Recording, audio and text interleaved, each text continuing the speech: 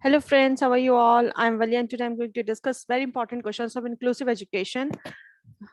And today's session I have discussed about December 2018 previous questions, which is very important. In the previous sessions, we have completed November 2020 and December 21 previous year's questions. And today's we have starting from December 2019 and we have completed July 2018 also. So today I'm going to start from the question. Yeah, there's a list 1 and list 2. In the list 1, there's a category of hearing loss and the list 2 corresponding range of hearing loss. So you have to know which type of hearing loss belongs to which category. So first of all, we have to learn some important points. This is a slight and a mild hearing loss, which is 26 to 40 decibels. तो जिन बच्चों के साथ ये problems होती है उनके साथ क्या क्या प्रॉब्लम्स मतलब किस तरह के सिम्टम्स आपको देखने के मिलते हैं जो जिनके साथ इतनी रेंज जिनकी ये वाली रेंज होती है 26 to 40 decibels, a child with this level of hearing loss will have trouble hearing and understanding soft speech from a distance or speech against a background of noise.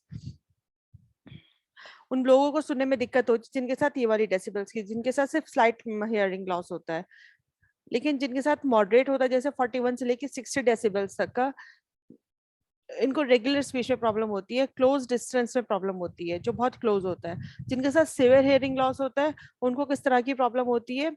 Only hear very loud speech, में सिर्फ तेज आवाज सुन सकते हैं, हल्की आवाज नहीं सुन सकते, जैसे कि ट्रक की आवाज, सायरन की आवाज। Most conversational speech is not heard, जो बहुत आपस में बातचीत होती है ना उसकी आवाज वो लोग नहीं सुन सकते, ऊंचा बोलना पड़ता है उनके लिए। प्रोफाउंड मतलब जो ओवर 81 डेसिबल, जितने ज्यादा बढ़ते चले जाएंगे उतने ज्यादा हियरिंग प्रॉब्लम और ज्यादा बढ़ती चली जाएगी।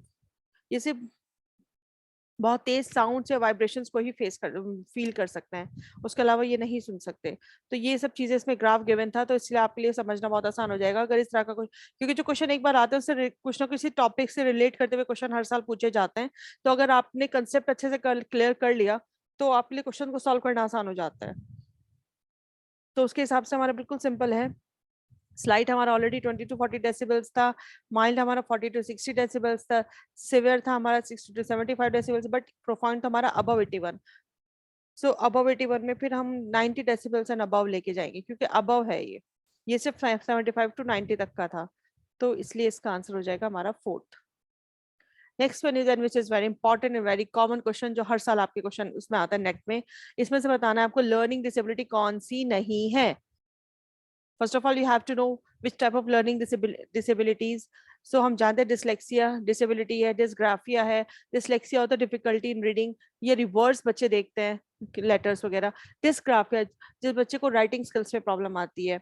एसफिक्सिया नहीं होता, अफेजिया एक होता है, लेकिन एलेक्सिया भी एक डिसेबिलिटी होती है। तो इनके बारे में एक पर थोड़ा थोड़ा सा पढ़ लेते हैं तो आपको, जैसे हम डिसेबिलिटीज में कौन कौन से पढ़ते हैं, डिसकैलकुलिया जिसके साथ मैथ्स की कैलकुलेशन में प्रॉब्लम आती है।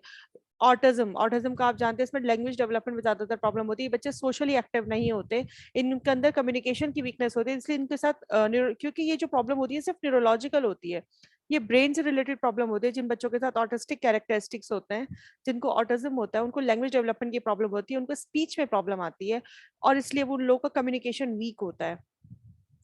और अब आता है हमारा एफेजिया, जो कि ऑलरेडी हमारे ऑप्शंस में भी गिवन है। इसके साथ जो प्रॉब्लम आती है वो कॉम्प्रीहेंशन की प्रॉब्लम आती है। इट अफेक्ट्स रीडिंग कॉम्प्रीहेंशन और स्पीच प्रोडक्शन। जब बच्चा चीजों को समझ नहीं पाएगा तो उसको बोलने में भी प्रॉब्लम होगी। A child speaks in short fragmented phrases, that means कि बच्चा छोटे छोटे सेंटेंसेस को तोड़ तोड़ के बोलेगा। A child is not able to write, hence it is a language impairment कहा जाता है इसको। बच्चे को लिखने में भी प्रॉब्लम आएगी, इसलिए अफेजिया जो होता है इसे रीडिंग कॉम्प्रिहेंशन से जनरली कॉम्प्रिहेंशन में प्रॉब्लम कहते हैं। कॉम्प्रिहेंशन में प्रॉब्लम होगी तो बच्चा समझेगा नहीं तो बच्चा लिखेगा नहीं, that's called it's a language impairment problem. अब आता है हमारा डिस्ग्राफिया। डिस्ग्राफिया का मतलब यही है कि सीधा सीधा आपको राइटिंग स्किल्स में प्रॉब्लम है, आप लेटर्स को ऑर्गेनाइज नहीं कर सकते, नंबर्स को ऑर्गेनाइज नहीं कर सकते, जो आपकी राइटिंग को पूरी तरीके से इफेक्ट करती है, इसलिए ग्राफिया डिस्ग्राफिया, ग्राफ्स नहीं बना सकते आप, दैट मीन्स आपको राइटिंग स्किल्स में प्रॉब्लम होगी। Alexia. Alexia is a term which is describing a partial or complete inability to read. या तो बच्चे के अंदर थोड़ी बहुत प्रॉब्लम होगी रीडिंग की, या बच्चे का अंदर बिल्कुल बच्चा कर ही नहीं पाएगा।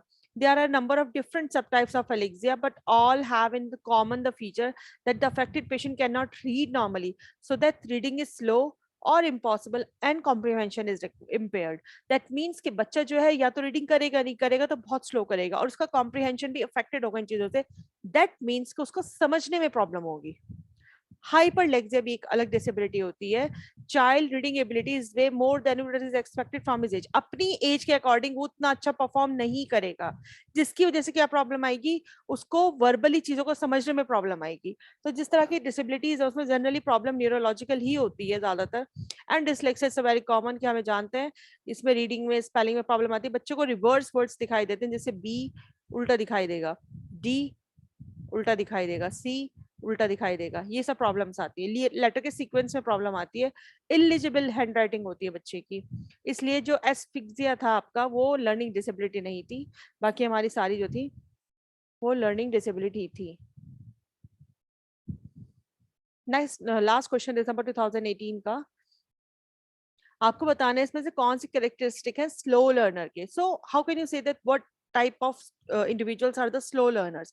दैट मीन्स जिनके साथ थोड़ी बहुत प्रॉब्लम होती है, थोड़ा बहुत कॉन्सेंट्रेट नहीं कर पाते, थोड़ा सा धीरे, थोड़ा टाइम लगता है उनको समझने में, बट दे हैव नो, आप ये नहीं कह सकते कि साथ कोई प्रॉब्लम है, मतलब किसी नई इन्फॉर्मेशन को लिंक करने में, चीजों को इंटरलिंक करने में प्रॉब्लम आती है।